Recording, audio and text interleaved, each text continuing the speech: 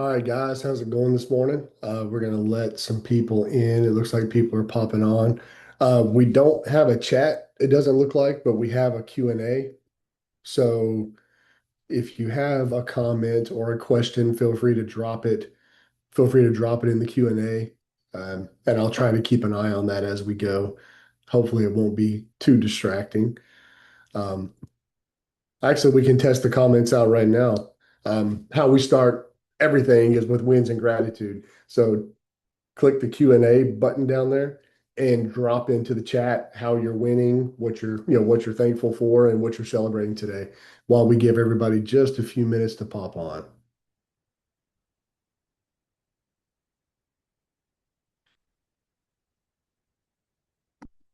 See if this works.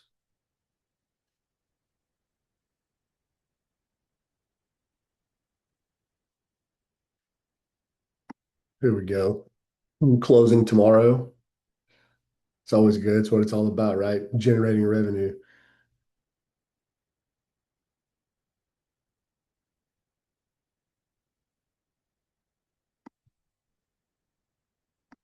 Keep going.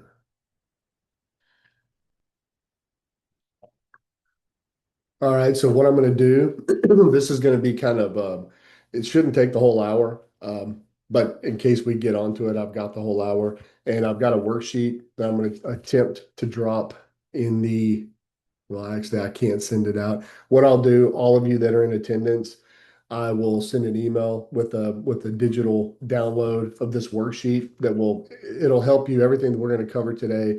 It'll help you design your year, and help you set your goals and let this be the year, 2026 be the year that you actually achieve the goals that you set for yourself.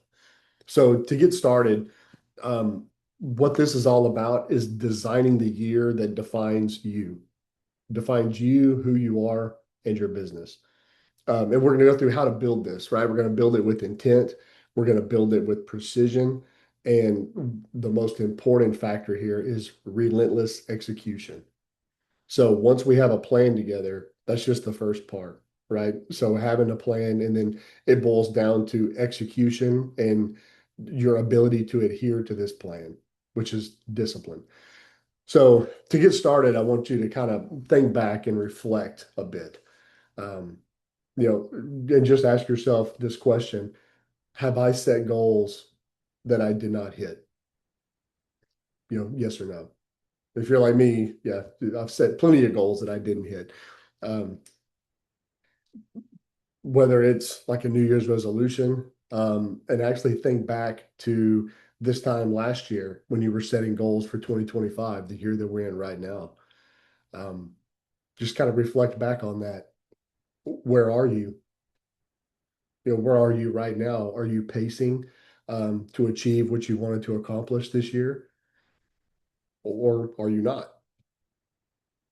And in the process of this reflection, you should also think back about your year. And another question to ask is what worked?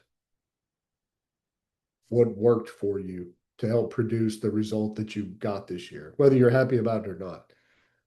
And then another question to ask is what didn't work? Like what got in my way? What wasted time? That's another very valuable question to ask as you reflect back and kind of look in the rearview mirror, at what 2025 has looked like for you up till now. And so the reason that we as humans don't hit our goals is because we don't get our goals, we get our standards. And the reason most people fail to hit their targets, to hit their goals, is because whatever goal you set for 2026, it doesn't matter what it is, whether it's make X amount of money, build a business to, X amount of transactions, whether it's relationship based, time with family, lose weight, whatever, it doesn't matter. It's completely irrelevant. Whatever goal you set, if it's different than what you've done this year, but you continue to show up the same you that you've shown up all year long, you're not going to hit your goal. Actually, you're going to produce exactly what you produced this year if you continue to show up the same way. And so that's the secret. That's the whole secret behind setting goals and setting targets.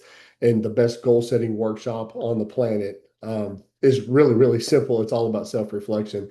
But what I'm going to take you through today has taken me years to, I'm not going to say that I've perfected it because I've got a long way to go, but it's taken me years to get good at. And honestly, it's cost me tens of thousands of dollars worth of coaching and workshops and, practical application to get to where I can put something together like this that hopefully should impact you in your business. So as we get through some of this, the the main point that I want everybody to get is the fact that if you want a different result, you must change. So if you want to produce something different, you have to show up differently. And I know that's super, super simple, but that's the secret. That's the key. You have to become different. And so what this is about, the first step of this is really identity. And so what we're going to go through today is identity, habits, clarity, and then finally plan and execution, which kind of go hand in hand. We're going to develop a plan that comes last. And then once we develop the plan, then we have to go through some strategies to help you execute. And accountability is part of the execution. But that's it. Identity, habits, clarity, and a plan and execution. So really to open, here's a question for you guys to ponder. And actually, you can write this down. This is definitely something to write down and revisit as you're workshopping this out for yourself. So, what would happen if for 1 year you go all in? And by all in, like put all in capital letters and like underline it, circle it, whatever you want to do. Um, if you play, full out. And more importantly, I guess most importantly, another way to put it is, what if you spent an entire year in full alignment? And by alignment, let's kind of define that first, because that's a word that kind of can get thrown around a little bit. Alignment being that what's the work that you're willing to do to get the outcome that you want. Those pieces have to fit together. And they're not going to fit together. Or what I see is I've coached agents for a number of years now, and it's extremely common that they have this expectation of result of what they want to do. That's like it's a big goal, which is great. I'm a fan of big goals, but their habits and their disciplines and their level of input is way down here, and it doesn't work. It's never going to work. Those pieces are never going to fit together. And so by operating in full alignment, it's you have of your vision and emotion, like for what you want to do, why you want to do it, why this goal is important to you, and you have some strong emotions. These are meaningful goals to you, um, that is worth the discomfort of showing up differently and of facilitating the change that you know you need to make in order to do what it is that you want to do. So the question again, what would happen if for 1 year you went all in and that you operated in full alignment? So that's worth spending some time on at a later date as you workshop this out.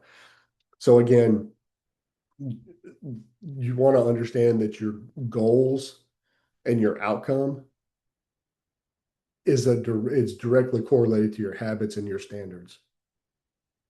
So if you want to achieve a goal, you need to look at what your habits and your standards are. So first off, let's get to identity.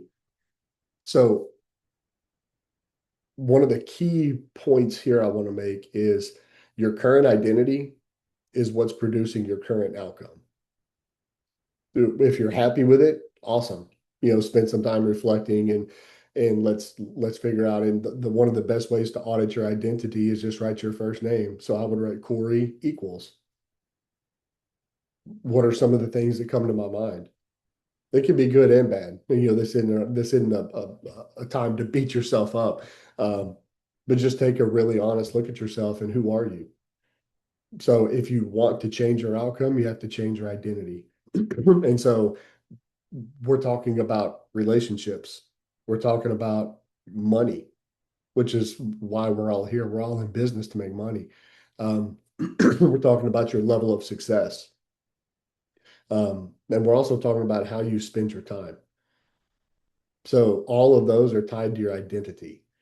And even though this is a very simple concept, um, you've got to start with the foundation because if you don't change your identity, it's impossible to change your result. And even if you do change your result, it won't last. You'll have little bursts and little wins, little victories, little glimpses of success, but you'll burn out because you're not changing who you are. So your identity equals your outcome. And so now, how do you shift your identity? Right. So, like, yeah, that's cool. I get it. Right. Like who I am and how I spend my time, the things that I value, the things that I put value in. That's why my bank account looks the way it looks. That's why my business looks the way it looks. That's why my relationships look the way that they look. Um, and if you're not happy with those, the problem is inside. You need to look within first. And so, if you need to shift your identity, it's you start to think about who do I need to become in order to achieve X result, whether it's money, whether it's relationship, business, whatever. So who do I need to become in order to produce this result? And that is the next version of you. And so you need to ask yourself here, like, so what does this version of me believe? What does this next version of me do? What does this next version of me tolerate? And then finally, what is this future version of me that's going to produce this result? What do they demand? So think about those. And this is something that you probably can't do right now. Take notes, revisit this later. But that's how you start to shift your identity. Because again, you don't get your goals, you get your standards. And most agents, and I would probably argue most people, but we're in real estate, and that's where my experience is with coaching and training real estate agents. Most agents operate from fear and scarcity and just really straight up survival. And so I'm sure that most of you can relate because that's how I've operated in the past. And that's not a good place. That's not a good place to be operating from. But if you operate like that for long enough, that becomes your identity. So you are someone who is always on defense, that is just scarcity, that starts to develop these limiting beliefs about what's possible and that this business has to be hard, that life is hard, money's hard to make, and you start to tell yourself all these lies. So you've got to install a new belief system. And shifting your identity is the first part of it, but you can install new beliefs through emotion, action, and repetition. So I'm going to say that again. You can start to install new beliefs through emotion, through action, and through repetition. You see, I don't know who's actually one of my coaches in the past has said this, but I think he says it from Tony Robbins. But repetition is the mother of all skill. So you've got some skills that you need to hone, that you need to develop. Um, Repetition is the mother of all skill. But back to the point number two is action. Install new beliefs through action. You have to just repeat the action. And that's one of the biggest things that keeps agents from reaching that next level is the action that they need to take. They don't take action because you can't repeat. Repetition is the mother of all skill. You can't repeat inaction. right? You've got to take action so that you can repeat it and just get your reps in day after day, week after week, month after month. Um, that is one of that is the only way to start to instill new beliefs because like you hear cold calling doesn't work. Okay, have you tried it? Well, I tried it once. Okay, let's try it for like let's make 1,000 calls this week, and then we'll do it next week, and then we'll do it the next week. And guess what? After a couple of weeks, you will have a business. So yes, it works. You've just got to get the reps in. So install new beliefs through emotion, action, and repetition. And next, we're going to move on to your big goals, your big, bold goals. And so I'm not going to tell you how to set your goals. On the worksheet here that I'll email out, um, it's going to walk you through like a couple of lines for your identity. Um, and then section number 2 is your big, bold goals. So we've got 3 of them. Um, you can have one. I encourage people to have, 1, 2, or 3. If you start getting outside of 3, what happens is you have too much to focus on, and you're not going to move the needle in any direction.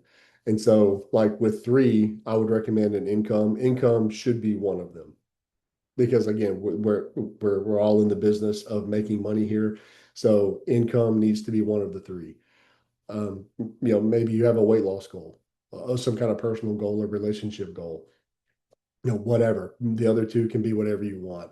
But when you have too many things to focus on, um, think of the energy and the focus that you have like a pizza, like a pie, right?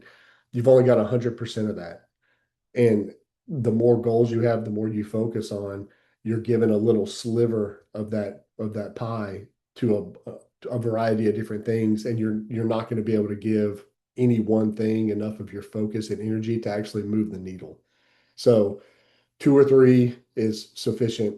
Um, and as long as these 2 or 3 are meaningful, then you'll be able to give enough attention and focus and energy to these to actually make a difference and change the result that you're going to get. And so I want to challenge you when you're thinking about goals to go big. And I get pushback on this all the time that people um, they're really afraid of failure. And which blows my mind, but it goes back to like how we're indoctrinated and like just think about the education that you received if you went to public school like me. Um, don't be wrong. Like if you get called in front of class and you get the answer wrong, you're kind of chastised. And so that puts that fear and that belief into us that it's bad to be wrong and that it's bad to fail. Well, in business, the person who fails the most but keeps going is the person that wins. And so you've got to flush that belief that's been drilled into your head um, by people who have never done the things you want to do, quite frankly. So whatever limiting belief you have around setting big goals, um, and being afraid to tell people how big your goals are because of, you know, the doubt that you have that you're not going to receive it, or the doubt that you have that you're not capable of doing this, and making a public profession, right? That, hey, I'm going to do this and everybody's going to judge me if I don't. That's not reality. And actually, if the people judge you, who cares? Guaranteed, you're never going to be judged by somebody doing more than you. And frankly, I don't give a rip about people that are doing less than me, right? So who cares? Because the people at the top, the people that win at big levels, it's all about contribution and collaboration. It's not about judgment. So set really big goals. Um, and the reason you set big goals is because if you come to me and you say, well, I made 100 grand this year, my goal next year is 120 grand. That's not anywhere near big enough because if we sit out and list the ways that you can make that extra 20K next year, there's dozens, maybe even more ways that you can do that. So that doesn't require a certain level of critical thought. And so the default for most of us humans is, if I just work a little bit harder, I can get that extra 20K, I can hit my goal. That's not the point. I want your goal to be so big that when you boil it down, at first you're probably thinking it's impossible, I can't hit it. So that means you're on the right track. Um, but when you really think about it, like let's say you made 100 grand this year. Okay, I want to make 300 grand this year. Or made 100 grand last year, I want to make 300 grand this year. That's significant. And even though you may not really truly want to produce that, but this is just an exercise. We're going to live in our imagination here for a bit. What are the ways that I could get there? There's probably only one or two, right? So it's gonna clear the noise and clear the crap, and it's gonna show you the path that you need to focus on. And this is all about clarity, right? That's what this is designed to do. Is designed to give you clarity, because that's another reason why people give up on their goals is because they don't have clarity on what they want and why they want it. And so the first time you get punched in the face, I'm going back over here, right? So it's because it's uncomfortable. You're as soon as you go to push for something bigger, um, you're going to create a little bit of chaos in your life, and you're going to get out of your comfort zone, and you're going to be in a zone where you really don't have a whole lot of control, and it's not very comfortable. But if you can push through that really thin layer, you get to what's called the growth zone. And that's what we're trying to do here with a big goal is with a big goal, get some clarity and some emotion behind it so that you can stomach getting through that chaos zone and get into the growth zone. And ask yourself this, excuse me, ask yourself, who suffers if I play small? So if I just set a marginal goal, or if I just decide that I'm a creature of comfort and I don't really want to push myself to do something bigger, who suffers from that? Is it you? Is it your family? The people that rely on you and depend on you? Um, the other people in your organization that are watching you, because everyone's a leader to someone. That's something one of my mentors says all the time. If you say if you don't think you're a leader, everyone is a leader to someone. So who suffers if you play small? So, and is there a greater reward in playing small or playing big? And what's more likely to facilitate the change that you need to make in your life and your business? Is it more likely to, are you more likely to facilitate this change trying to play small or going big? So, and then also, again, like we're living in our imagination here for a bit, start to imagine what your life would look like if you went big. What would my life look like? What would my money look like? What would my business look like if I went big? And those are really, once you start to have those thoughts and think, then kind of workshop this out in your head, um, it's actually pretty fun. You're going to find that you have a lot of positive thoughts around this, which again means you're on the right track. And really what this is about is you want to tie some strong emotions to your goals. Um, because again, if you don't have strong emotion tied to it, the first time you get punched in the face, you're going to quit. And that's actually why most people fall off of their weight loss journey, because first off, they don't even realize what game they're playing. Like they showed up to a football game with a tennis racket, because weight loss is not a physical journey. It's not a physical challenge. It's a mental challenge. So that's what this is. We need to understand what game we're playing here, and we need to tie some strong emotions to the goals that we set. And we as humans, we're motivated either away from pain or toward pleasure. And the vast majority of people are conditioned to operate more away from pain than they are toward pleasure. And so, in working through this, you can use either one. Um, just know that going in, the most people are wired, and this can be changed, by the way, but that's a different topic for a different day. So just understand that most people have stronger emotion and they're more wired internally to move away from pain. And so when you're looking for emotions, maybe it's the pain of like feeling uncertain, or maybe like the pain in the pit of your stomach down here when money gets tight and when things aren't going your way. Or if there's been a time in your life this last year where it seems like, man, business dried up, deals fell apart that I was counting on.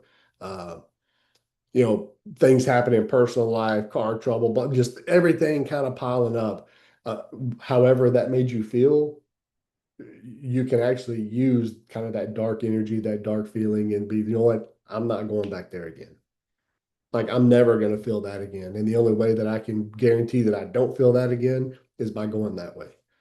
So those are just some tips. You don't want to live there too much because what you focus on expands, and that can also lead to being operating in survival and scarcity long term, which we talked about before.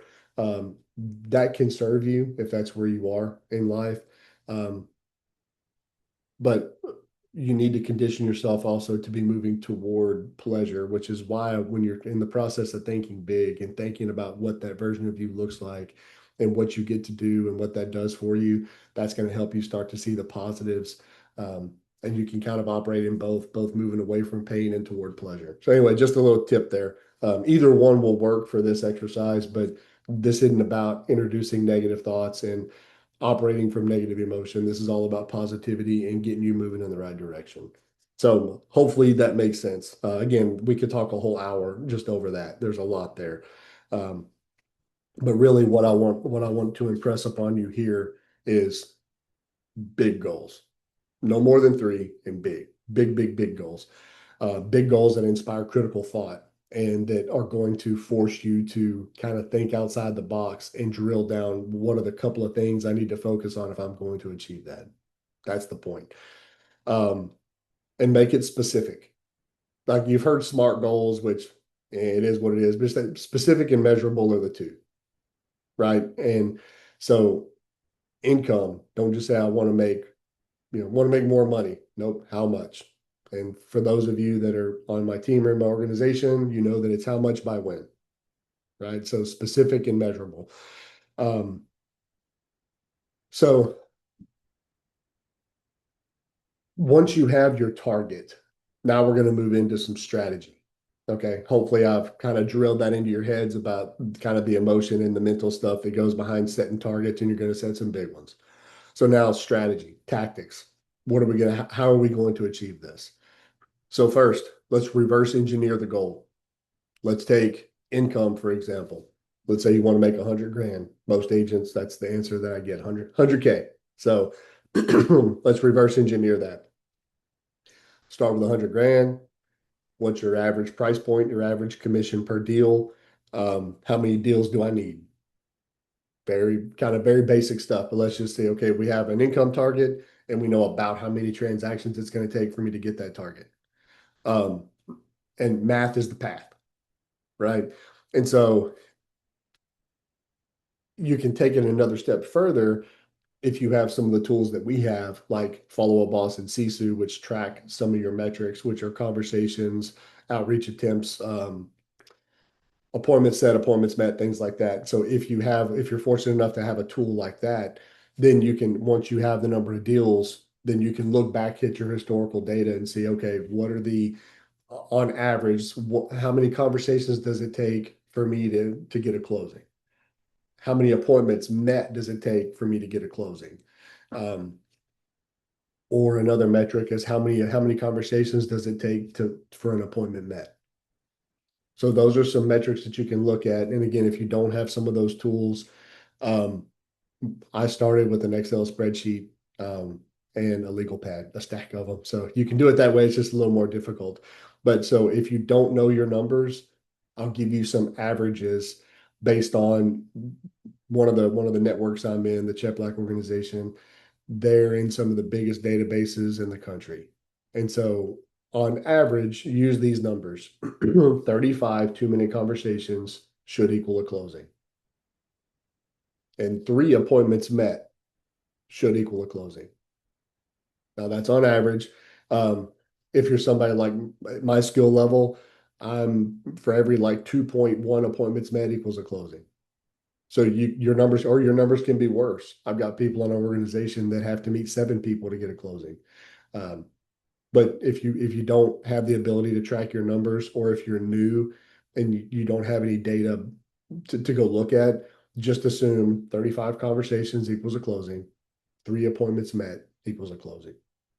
And so now you have enough information to where you know what you need to do if you need to close 20 deals or whatever it is to hit your 100K. Um, what kind of activity is that going to take? As far as conversations and appointments, how many people do I need to get in front of? How many people do I need to talk to achieve this? And then break it down to what you need to do every day, every week, every month in order to do that. So that's the plan. It's not any more complicated than that. And that's just an example for your income. If you, again, if you, let's say you have like a weight loss or a physical goal, you can kind of workshop that out and do the same, do your research, look up your numbers. Um, but that's how you reverse engineer your income target. Um, Now for the plan, what I recommend is something called the power list. Again, one of my mentors, Andy Frisella, actually, I have the book right here, The Power List. And what this looks like is like, here's my power list. What it looks like. What are my 5 critical tasks? And you either did them or you did not. And so I'm at a different place in my business, so my power list looks a little different. But if you're an agent in production, like a solo agent or an agent on a team in production where this is your only thing, um, let's say your power list, one of them is prospecting. And I wouldn't just put prospecting on your power list. Again, we're wanting specific and we're wanting measurable. So when you put prospecting down, I'm going to prospect for 2 hours, or I'm going to make 500 dials today. And then you either did or you did not. Check the box if you did it. If you didn't, don't check the box. And if you put down 500 dials and you make 499, that's not a check. This is extreme personal accountability here. And this is you accepting personal responsibility for your business and for your success. Um, so another item on your power list should probably be a 1 hour student. I'm going to train myself for 1 hour every single day. Um, again, if you're in an organization like ours, we have coaches and trainers, and all those are recorded, so you can go back and watch things like that. If you don't have access to that, see what's available at your brokerage or your team, or YouTube or podcasts. There's reach out to me if you want to know some of the people that I've listened to, or some people that I would actually endorse for whatever you're trying to do, and I'm happy to share with you some of these. But prospecting, lead generation, and a 1 hour student, those need to be at least 2 of the items on your power list. Another one on your power list should be follow up, like an hour of follow up. So whatever it looks like, let's identify the 5 critical tasks, no more than 5, because this isn't a to-do list. Um, for those of you that operate on to-do lists, I guarantee how many of you have created a to-do list in the morning. You work all day long, and at the end of the day, your list is longer than it was when you started. Or if you're like other people that I know, you've got you've got to-do lists for to-do lists, and you've got different an A list, a B list, and stop. That's why you're running in circles. Power list, 5 things, mission critical tasks that are in alignment with you getting the outcome that you want, whatever that is. In this fictitious scenario, it's 100 grand. So if I'm going to get 100 grand, what are the 5 things I need to do every single day? And then the concept of the power list is winning the day.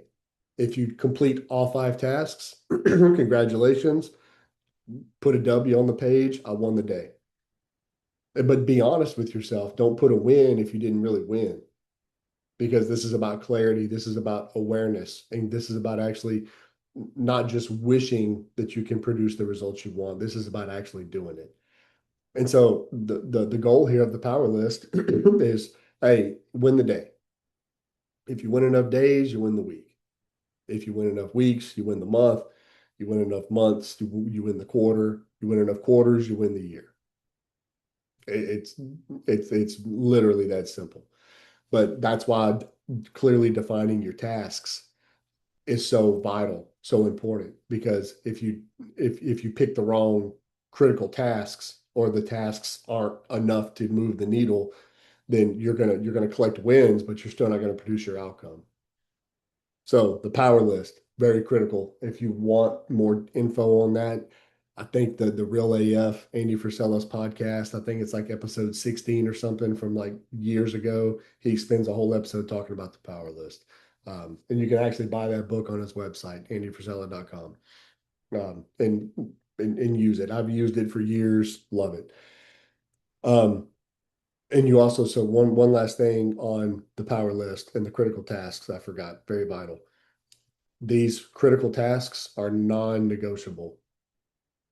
That means they go on your calendar every day and they get done. Like your day is not over till it's done. But the cool thing is, if you can identify the right tasks, who cares if you're done by 10, you're done. You won the day. Like you can go slack off the rest of the day, but if you've got a big goal that's emotionally driven, you're not going to want to. But that's the thing. This isn't meant to have you working 16-hour days and killing yourself. That's not what it's about. This is about spending your time and energy in your highest productive hours. Like me, I'm most productive in the morning.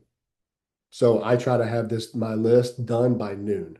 So my strategy is I want to win the day by noon, win by noon. So hopefully that puts some context. Like this isn't designed to make you go crazy and uh, and I like all these internet gurus or Instagram coaches that, oh I work 26 hours a day and I sleep 2 hours a night. No, it doesn't. That's you'll burn up. That's all crap. This is about identifying the few critical things you need to do and execute on them at a masterful level, day over day over day, and build some momentum. Um, but now let's couple the power list with your calendar. Okay. So whatever's on your power list, prospecting. Let's say 2 hours of prospecting. Where's it at on your calendar? Make sure it's on there. And your 1 hour of follow-up. Make sure it's on your calendar. So now it's not time management anymore. Now it's choice management. So it's on your calendar. Are you choosing to do that? Or are you choosing to do something else? Are you choosing to do 2 hours of prospecting relentlessly, like phone on do not disturb, power dialing? Are you choosing to do that? Or are you choosing to let other things distract you, like social media, like checking email, like working on something that you can work on later in the day because this is my prospecting time. So you need to learn how to make that I guess that differentiation in your mind is time management, choice management. Whatever's on my power list, make sure it's on my calendar and I'm doing the thing when it's time to do the thing. So those two, if you take nothing away from this except that right there, and you can execute on that, your 2026 is going to look way different than 2025. So execution, this is the fun part. Uh, so this is where we cut the herd a little bit. Um, I guess so most people won't even visualize. They'll just throw a goal out there and they won't do the work about the identity and actually getting some clarity around this. Most people will actually build a plan, but very few will execute on the plan. So this is where the rubber meets the road here. So you've done all this work to identify your goals, set big targets, think about who you need to become. Let's identify the critical tasks, and you built your calendar. You've got the plan. Now it's time to execute. Okay. And the number one thing that I can tell you about execution is do not wait until it's perfect. I see this so often is that, well, I don't have this set up, and well, I haven't really, I need to work on my scripts a little more before I make my calls, and I got to do this and got to do that. Stop. That's avoidance. Flush all that crap. Do what you got to do. If you got a prospect for 2 hours, if that's on your list and that's going to move the needle, stop. Do it. Because my imperfect action will beat your perfect inaction every day of the week. So think about the iPhone, right? Like all of us have this little device, or most of us have this little thing called an iPhone. I think this one is now the iPhone 17. Did Steve Jobs wait till he perfected it to put it out? Or did it get good enough and he launched it? And hey, guess what? Now I have an update. Let me sell another one. So don't wait till things are perfect. Perfect will keep you broke. Good enough will make you rich. I've had coaches tell me that for years. Don't Perfection is an illusion. So don't wait till conditions are perfect. Don't wait until your system is perfect. Just define what you need to do and go. And then if you can execute messy, you can refine later and then repeat it daily and kind of, analyze what you're producing, analyze what's happening, adjust and take more action. So messy is normal. Messy is fine. Because if you're doing something you haven't done before, messy is expected, right? Like if you're going to learn how to play a musical instrument, you're going to have to be bad for a while. It's going to be messy. It's not going to sound awesome, right? You're probably not going to want to play in front of many people for a while because it's going to suck. That's okay. That's part of it. You just have to suck long enough until you start to get good. So execute messy. Another key factor in execution is your environment. And by that, I mean, does your environment support your mission? Does it support your goal? And by environment, let's look at the people in your life that support you. Hopefully, I'm not telling you to like go separate from whoever's in your life that doesn't support you. It's not what I'm saying, but you need to make sure that you surround yourself with people that support your mission because this is going to be hard enough to change who you are and change how you're showing up and change who you need to become to produce this result. It's going to be almost impossible if you're in the wrong environment. And also including like the environment that you're in, like let's say we're all realtors here, the team or brokerage that you're at. Do you have people that are rowing the boat in the same direction as you? If you're the only one, um, might be kind of tough. You might need to do some scouting out there to see if you can find a different environment that will help support you and facilitate whatever it is that you want to do. Um, where you do your work. Like I'm in my home office slash studio. This is my bunker. I come out here and I'm here to do one thing, and that's to work, whatever it is to execute on my power list, make the calls I need to have the meetings, whatever. Like this is my place. This is all this is for. So a good book to read is Gary Keller's The One Thing. Great book, read it many times. It used to be an annual read. I haven't read it in a few years. I need to read it again. But that's what so find the one thing in your business that would make everything else easier or not necessary. In most cases, that's prospecting. And then he talks about having a bunker, a place that is designed to do the one thing. So that's what this is for me. Um, so really audit your environment. And also it can be coaching circles. So like if you're in an environment that doesn't facilitate this, I mean, this was me when I started. I was going against the grain. I built my business on cold calling and building a database to send value to on a weekly basis. Um, in the brokerage that I was at, they were planning like 5 pop buys in a week. And my first year in the business, I was the highest producing solo agent at the brokerage, and I was rookie of the year. And they looked at me like I had three heads. That environment wasn't really helping me or facilitating my growth. So I found a coach and I paid that coach a lot of money. But now I was in rooms with people, virtual rooms. Um, I did fly to some in-person events, um, but I had to physically put myself in a different environment that was supportive of what I wanted to do. And it actually kind of elevated my mindset, elevated my um, just the way that I think, the way that I showed up, what's possible. Don't underestimate the power of your environment. And then also, so let's think about morning rituals because your day doesn't start when you wake up, your day starts the night before. And so having a clear plan of action. So when you have this power list, you know it's the same every day. These are the mission critical, non-negotiable things that got to get done. So having clarity the night before and make knowing that if you need to start early and you need to start hard, you're probably not going to want to like stay up and party all night. You're probably not going to want to stay up and binge watch, like some garbage. You know, you're going to want to take care of yourself, get to bed, get enough sleep, get up. You don't have to think about what you're doing. You don't have to think about um, what I feel like doing. You know the plan. It's time to execute. Um, because what you focus on expands. And what we're talking about here is manufacturing momentum.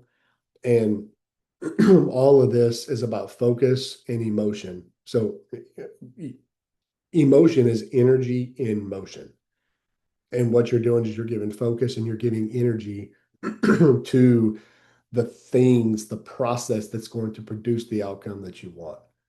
You're not necessarily focused and giving focus and energy on the outcome because you can't control that. What you can control is how you show up today and the things that you do that are going to produce that result for you. So that's what this is about. And execution is execution is everything. And so, and I'm getting short on time, so I'm trying to finish. This took longer than I thought, but again, I can go for this for forever.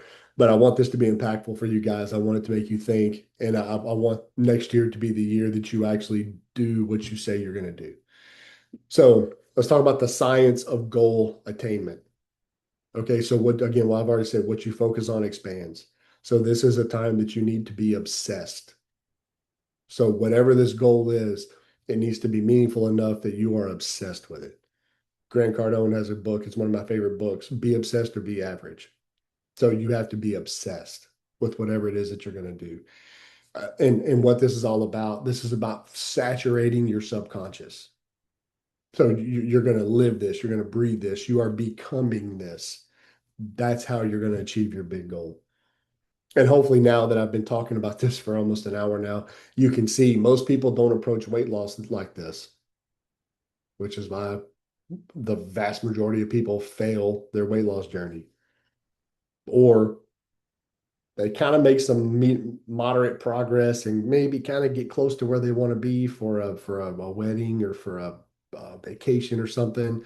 And then 3 months later, they're right back to where they were because they didn't do anything to change what's going on in here. So that's what this is about. Um, and just understand that your life is a mirror. Okay, so whatever is happening on the external is just a reflection of what's happening in here. That's why you have to change. You have to start with changing your identity. Because if the current version of you was capable of producing the results you want, you'd be doing it already.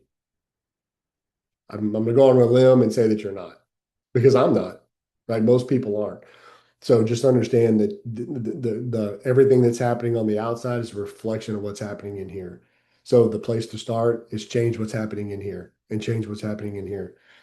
Um, so it's all about attaining a goal. It's daily focus and tracking your KPIs. So like we discussed earlier about reverse engineering your goals and your targets. So how many conversations does it take every day? And then did I do it or did I not? How many meetings do I need to, how many people do I need to meet on a weekly basis? If it gets to Friday and hey, did I do it or did I not? And if not, hey, you've got the weekend. Like you haven't earned the weekend yet. Weekends make you weak. So if you decide to stop on Friday and you haven't hit your target, That's 100% a choice. And you're choosing to not hit your target. So that's who you got to become. That's how you got to think. If you're going to do big stuff, if you want to be the 1% or even the top 20%, I would argue this is the way you got to start thinking. Um, and again, like tracking your KPIs daily, it causes you to focus on this daily. You should always know where you are. Um, and so I want to finish this because I know we're short on time. I want to give you some tactical action. Like this is one, two, three, four, five things, takeaways, if you will. And then of course I will send you. This is just a two-page worksheet here. I will send everyone so that you'll have it, so that you can kind of walk through this yourself. But here's some takeaways for you to take action right now. Number one, clearly define your critical tasks or your non-negotiables. And there's five, and they're daily. So define those. What are they? Obviously, it's all process oriented and leading to the outcome that you want. So number two, you're going to break your year into 90-day benchmarks.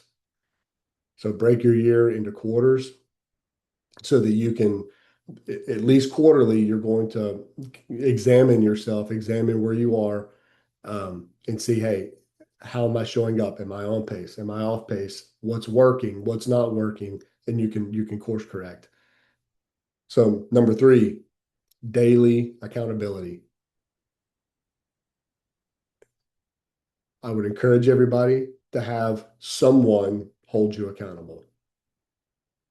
Maybe it's a team leader, maybe it's a mentor, maybe you have to go hire a coach, but you have to have somebody holding you accountable because I mean, I have four coaches in my life. I have to have somebody hold me accountable. I know what to do, but it's just the having someone that I'm reporting to, having someone, it's just that level of accountability, knowing that they're just holding me accountable to the things that I said I wanted to do. And they're there to help me analyze and adjust and take more action and move the needle. So daily accountability, find it. If you got to pay for it, pay for it. Some of the best money you'll invest.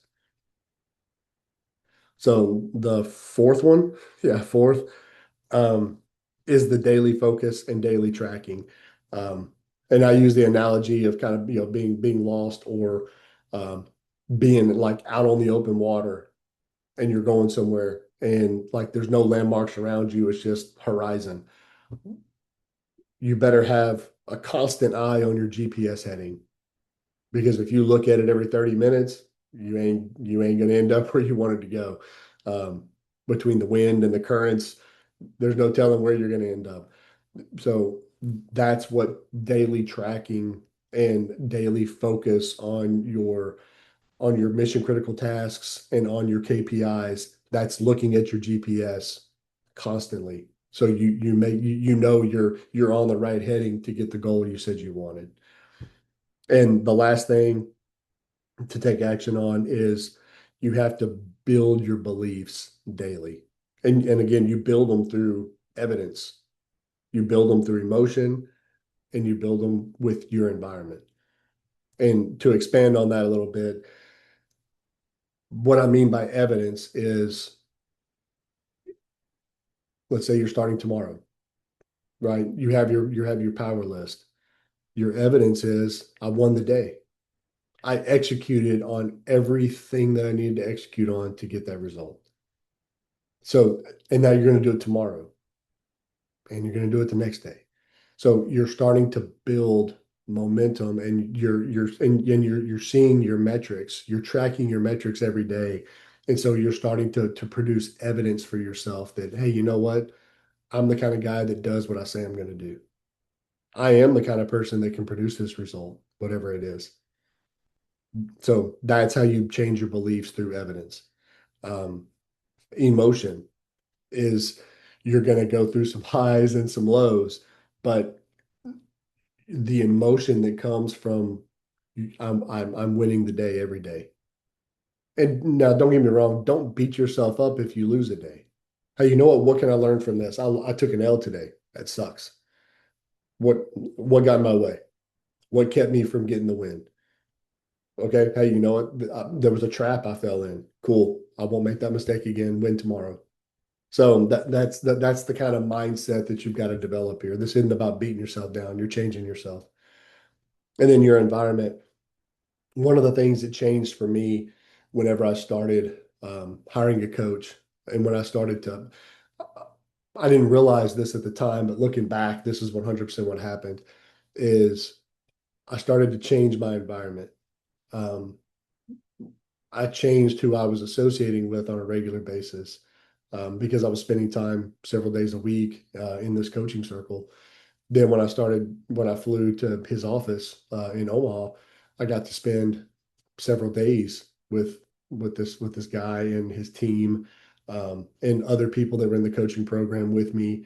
Um, it slowly started now. A lot of these people, here I am. I mean, I'm not in that organization anymore. I'm still affiliated, but I'm not in it anymore. But here I am 5 years later, and now some of those people are actually personal friends of mine. Um, so your environment starts to change. So don't underestimate the power of your environment. But what starts to happen is how I've changed my beliefs through my environment is none of these people that were doing more than me, bigger things than me. I mean, that they were talented people, but they weren't overly gifted. Like if they can do it, I can do it. So that's the power of your environment is being around people that are winning, that are doing big things. And as you get to know these people, you see that it's just what it boils down to is the people that are winning, they're not lucky, they're not connected, they're just executing on the most important things. And they're executing on them at a high level. And the reason you're not where they are is because you haven't taken the time to build the skill, you haven't relentlessly committed yourself to the process to master something and then continue to execute on it long enough to enjoy the compound effects of that over time. So again, the action steps: clearly define critical tasks, non-negotiables. Break your year into 90-day benchmarks. Daily accountability. Again, check your GPS and build beliefs daily through evidence, emotion, and your environment. So, and then I owe y'all this. This will go out today to everybody. So work through that, and y'all know how to find me. Y'all all have my email address. Look me up on social, DM me, email me, whatever. If y'all want help working through this, I'm always open to help. But hopefully y'all took something away from this. Hopefully y'all had some good takeaways. But I want to leave y'all with there's no reason why you can't make 2026 the year that you want, whatever it is that you want. But this is the process. Everything that I went over today, this is how you attain whatever it is that you want. But anyway, hope y'all end the year strong, crush it, set big goals for 2026. The only thing in your way is you. See you.